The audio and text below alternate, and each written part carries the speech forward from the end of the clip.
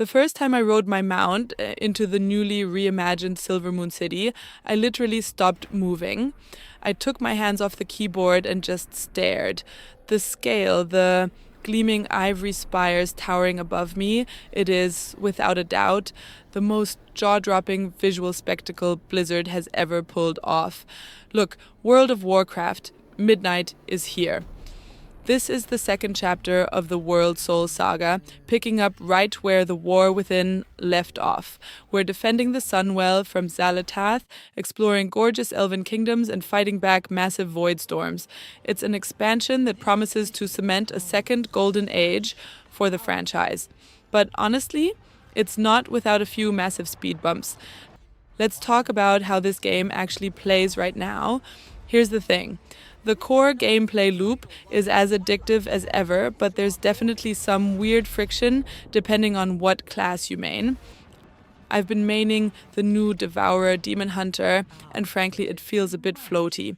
Demon Hunters should be zooming around, tearing things up in melee, but the Devourer rotation spends way too much time casting from mid-range.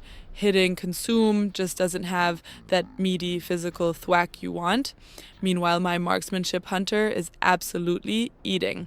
The new Apex node makes your burst windows completely unhinged with guaranteed crits. The downside? That exact talent tree is so rigid for specs like Shadow Priest that you're practically forced into a cookie-cutter build just to stay competitive. Goodbye build variety. Endgame though, they cooked. Delves have evolved brilliantly from the last expansion. I recently pushed a tier 11 delve deep in the new Void Corrupted Ruins, and the mechanics actually require you to use your brain. You have to actively dodge telegraphed void cleaves and kite shadow aberrations instead of just face tanking them. It's incredibly skill based now. If you master your class mobility, you can outplay the one-shot mechanics entirely, rather than just praying your item level is high enough.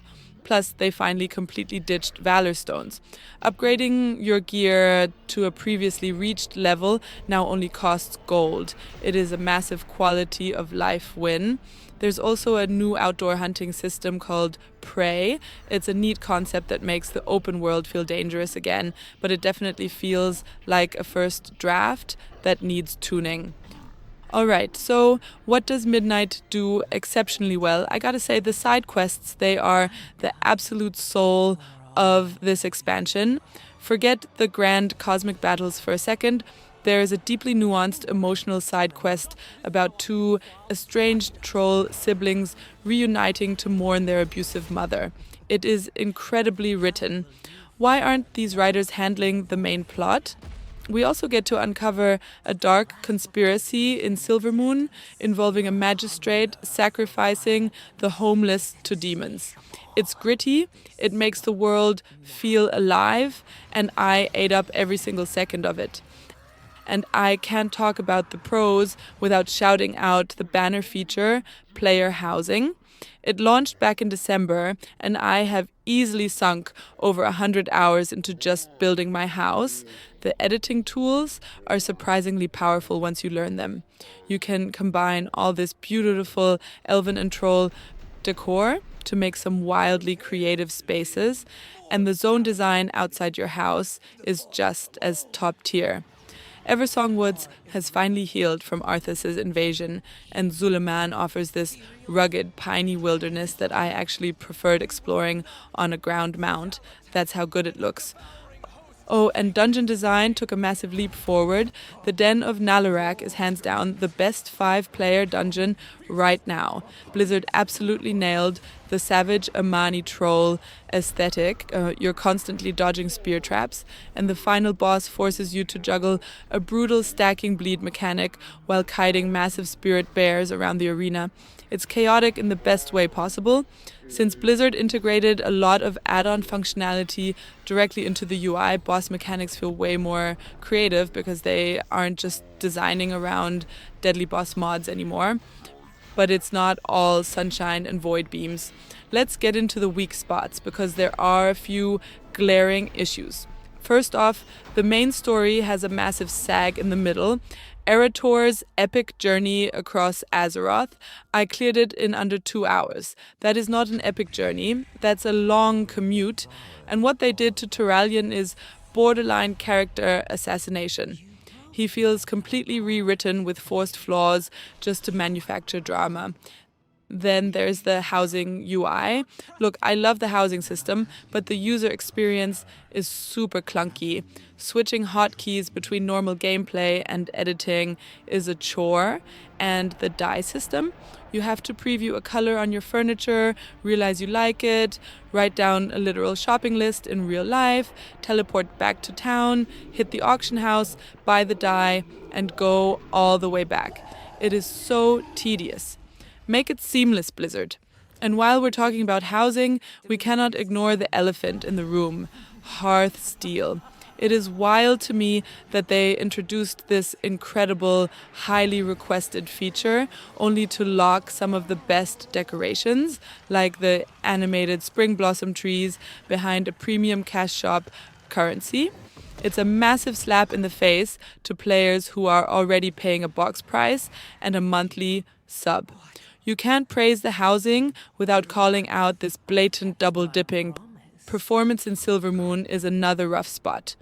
During peak hours, my frame rate absolutely tanks, and for some bizarre reason, they removed the skywriting vigor bar and replaced it with tiny, unreadable numbers at the bottom of the screen. Why? A big readable UI is always better. Oh, and I have to mention the music. For the first time in 20 years, the soundtrack feels totally forgettable. Usually WoW music gets stuck in my head for months, but here it just feels like generic fantasy background noise. So, is Midnight worth the price of admission? You're paying the expansion box price plus a monthly subscription in a year where money is tight for a lot of people. Honestly, yes. Compared to the current content lulls in Final Fantasy XIV or the aging engine of Guild Wars 2, WoW is putting out an insane volume of high-quality stuff right now.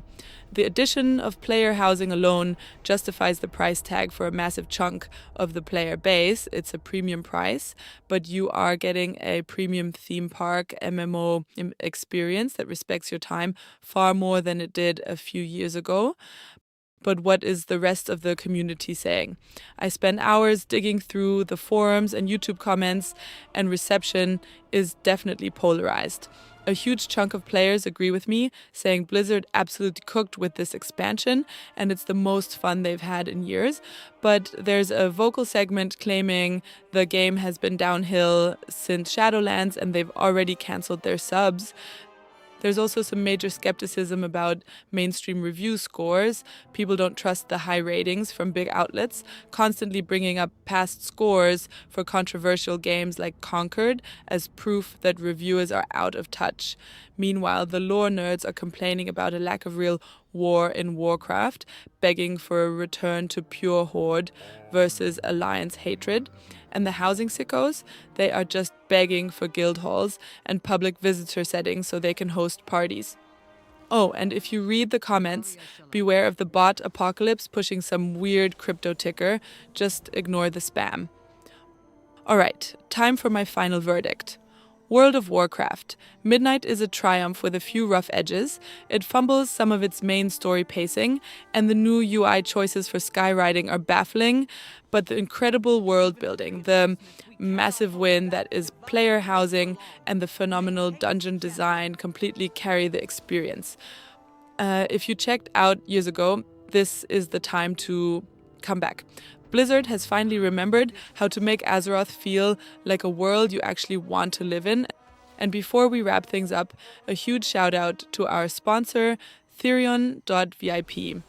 If you're going to spend 100 hours decorating your new house in Suleiman or wiping to those brutal bleed mechanics in the den of Nalarak, you might as well be comfortable in the real world.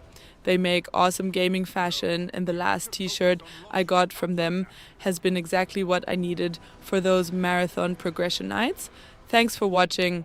If you made it this far, hit that like button and subscribe if you're new. I want to hear from you down in the comments. Is Midnight the second golden age of WoW, Or are the Hearthsteel microtransactions a total deal breaker for you? Let me know.